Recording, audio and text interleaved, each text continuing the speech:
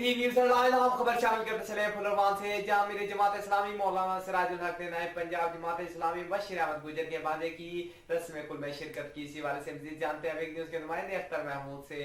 जी अख्तर महमूद, बताइएगा मजीद क्या तफसीलात है आपके पास? जी अबू बकर, फुलरवान जमात इस्लामी के अमीर सिराजुल हक ने 3 चक शिमाली में डॉक्टर मुबशर अहमद गुज्जर नायब सदर जमात इस्लामी पंजाब के भांजे कासम ज़िया की वफात पर इजहार ताज़ियत के मौका पर मीडिया से गुफ्तगू करते हुए कहा कि 1000 दिन तक तब्दीली ना लाने वाले अब क्या तब्दीली लाएंगे।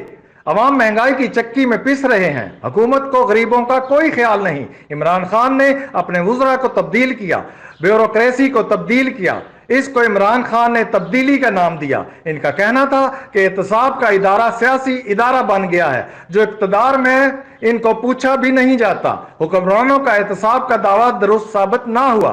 नैब सियासी इदारा बन चुका है। नैब की हैसियत और हकीकत बच्चा बच्चा जानता है। इलेक्शन से कबल इलेक्शन रिफॉर्म जरूरी हैं।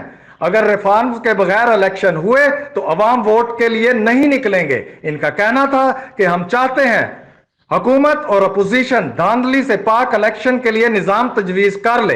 हुकूमत के 1000 नाकामी के दिन हैं। हुकूमत ने 1000 दिनों में 1000 यू टर्न लिए। जी अबू बकर, बहुत शुक्रिया अख्तर महमूद तफसीलात से आगाह करने का।